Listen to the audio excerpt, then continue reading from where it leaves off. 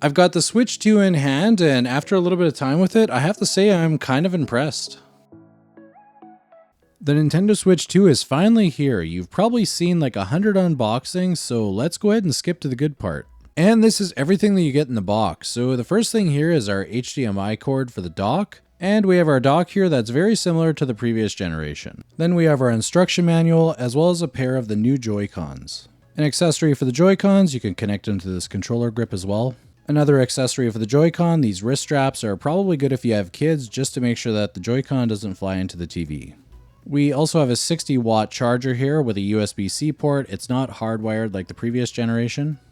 We also have the USB-C cord that comes for the charger block. Make sure that you don't lose this one, and if you do need to replace it, make sure you get a proper USB-C cord that can do at least 60 watts of power delivery.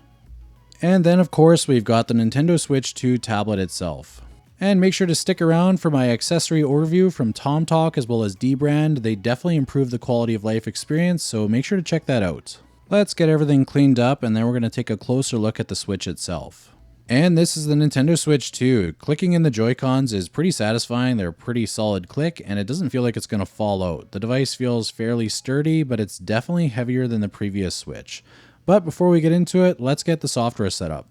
And now I've got the software all set up here. One note that I want to highlight for anyone in case they run into the same issue is I tried to transfer from my Switch to the Switch 2 through the software that's provided, and I actually ran into an error boot loop. So if you end up with this error that just won't let you proceed, what you need to do is press the L3 button and the plus button together for a few seconds, which will bring up a menu so you can cancel the transfer, and then you can just set it up as a new device. I wasted about 30 minutes on this, so hopefully this helps someone out there if you encounter the same issue.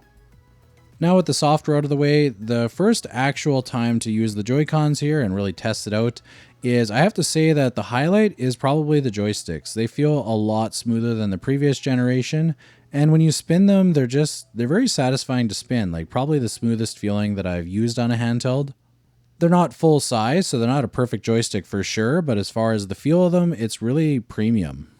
I'm hoping that that extra little ring that they've put around will help protect from dust and hopefully get less drift than we saw on the Switch 1. The other thing that I'll note is that the buttons are a little bit bigger than they were on the previous Switch. They're not like massively bigger, but enough that you can feel that it's a lot more controller-like than the other Joy-Cons.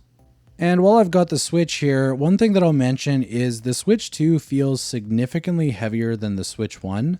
So the Switch 2 is 534 grams, where the original Switch is 275 grams. So we're talking a pretty dramatic change here. When we take a look at the Switch OLED, this one's a little bit heavier. It comes in at 420 grams versus the 534 for the Switch 2, so you can definitely feel it, but the OLED isn't that much of a difference. And if we compare it to the Steam Deck, so this is the Steam Deck OLED, this one's 640 grams, but it does hold the weight a lot better than the Switch 2 because the Steam Deck just has really good ergonomics, so it feels more balanced. Not that the Switch 2 is very heavy itself, but it would benefit from a grip case. The one that I'm going to show later from dbrand is very good. There's other options too, but the dbrand one is the one that I've tested, and I do really like it. But we'll go into the dbrand later. The Switch 2, one thing that I'm really not a fan of for the Switch consoles is just the really flat back. And really that's why I would recommend one of those cases, because it really just feels like you're holding a tablet. Some people might like that, but I do like having a grip that I can actually grab onto for the device. To summarize, the Switch 2 ergonomics on their own are not the best, but there's certainly an improvement from the previous generation, so I'm happy to see some progress. One thing that I have to say was kind of unexpected with the Switch 2 is actually how well it's performing playing some games. Like we have Cyberpunk here running on the Switch 2, and honestly, it looks a lot better than I was expecting. My expectations were fairly low for it, but it has certainly exceeded that. You can see here it's at 1080p, I'm playing at the quality preset. While it's definitely not perfect, especially while driving, like there's a little bit of ghosting and some other issues here, but it's running smooth enough that I wouldn't really complain too much. And honestly, the impressive part about this is how low of a wattage it's running at. I believe the Switch 2's total system power is about 10 watts when it's pushing itself. When we compare that with something like the Ally X, I'm running at 17 watt TDP here, so the total system power is probably about 27 watts. And we're getting similar performance. It does look a little bit better on the Ally X running at high settings, but yeah, you're definitely getting a very decent experience from the Nintendo Switch 2 that's running at super low TDP. I'm hoping to do a little bit more in-depth testing versus handheld PCs, but at this time I just wanted to give you a quick preview of how they look one after the other. Another quick comparison we'll take a look at is the Switch versus the Switch 2, and there's some games that they've actually done specific enhancements to, like Legend of Zelda Tears of the Kingdom, Breath of the Wild, as well as Mario Odyssey. Mario Odyssey always looked good on the Nintendo Switch, but on the Switch 2 it looks quite a bit better because we have the 1080p display, and I don't think they're doing as much upscaling, so it looks quite a bit sharper and just runs really smooth. With the added HDR, this is pretty much the definitive way to play Mario Odyssey. It looks really good on the Nintendo Switch 2. With Tears of the Kingdom, we have kind of a similar situation where occasionally we'd get dips here, but the difference between this and Mario Odyssey is that Tears of the Kingdom is targeting 30 FPS on the Nintendo Switch. But when we take a look at it on the Switch 2, it's running significantly smoother and it looks a lot better at 1080p, so more crisp of an image, but also you have this buttery smooth 60 FPS.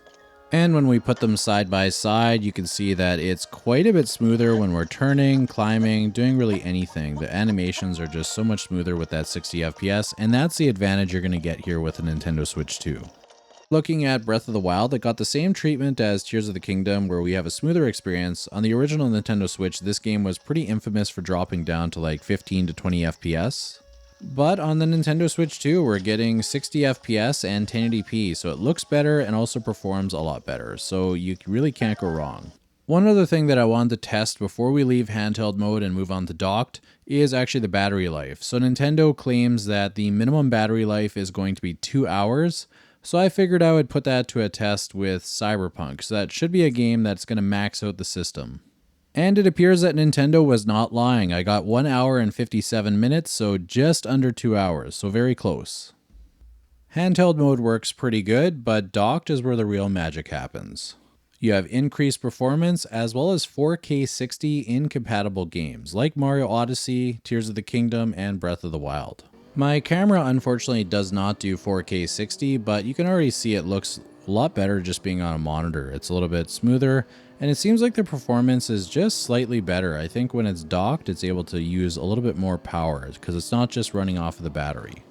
With Cyberpunk, we are running at 1080p, but with games like Tears of the Kingdom, you can get 4K 60, and it looks amazing. Like, my camera isn't capturing exactly how it looks, but it should give you a rough idea. Playing docked, we're probably going to get a better idea of what this chip can actually do when it's powered properly.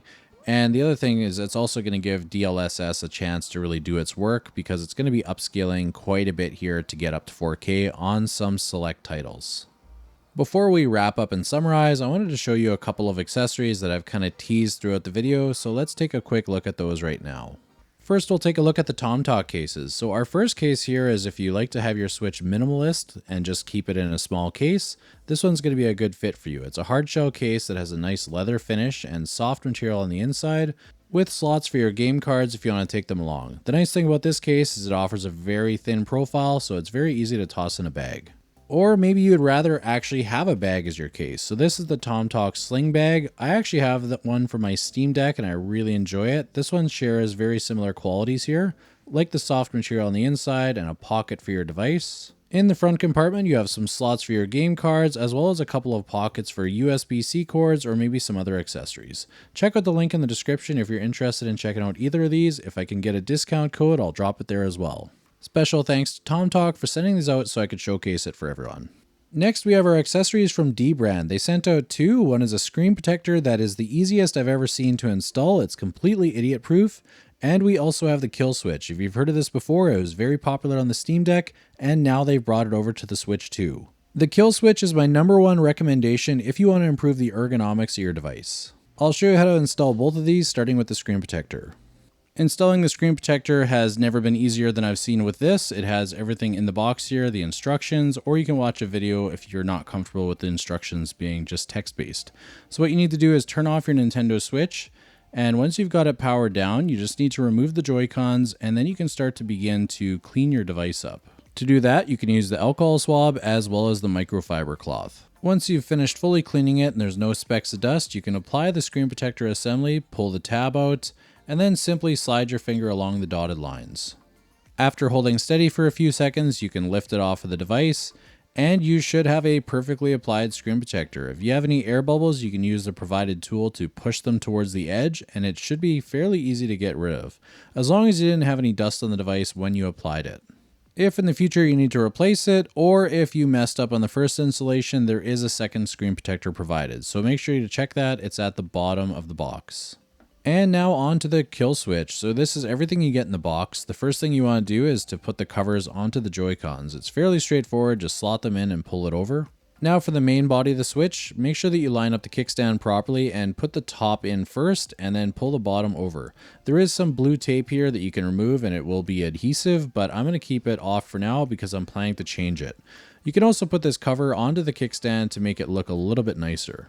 Now you can reattach the Joy-Cons, and with these new grips, you're going to see that it's much more comfortable, a lot more ergonomic, and this is why the dbrand is worth it. With the dbrand case on, it's not going to fit into the dock because it's a little bit too wide, but they did provide an accessory that slots into the dock and then you can just dock on the front, and it works perfectly fine, still does 4K 60. Also included in the kit is some thumb grips, and these are similar to the ones that you get in the Steam Deck kill switch or the Legion Go S kill switch. So I do like them. They're a nice add-on to the joystick, so if you pick up one of these, you may want to consider adding them. And then the last feature of the kill switch is that when you want to take your Switch on the go, there's actually a front cover that you could just click into, pull the elastic in place, and then you have a solid cover that you can take on the go, throw in your backpack, and not worry about damaging your Switch too. Special thanks to dbrand for sending these out for me to test and demo for you guys. Switch 2 definitely surprised me, didn't expect the performance to be as good as it is, especially with Cyberpunk, and seeing on docked performance with Tears of the Kingdom, 4K 60. Honestly, it's worth, I think, revisiting those games. One thing that I am concerned is the price of the system was not cheap, and also the games. Like when I bought Cyberpunk, I paid $100 Canadian, which is kind of wild. If I was to buy Tears of the Kingdom, that's $115 plus tax. Previously, we were paying like, $70, $80 Canadian, which yeah, that's quite a gap going up to 115. So a little concerned about that, but I am excited to see what other games they're going to port here and how they're going to run. I'll be doing some other videos, hopefully comparing to some handheld PCs. Let me know in the comments if there's a particular test you'd like to see, and I'll see if I can get to it. I hope you guys enjoyed this video, and thank you for watching.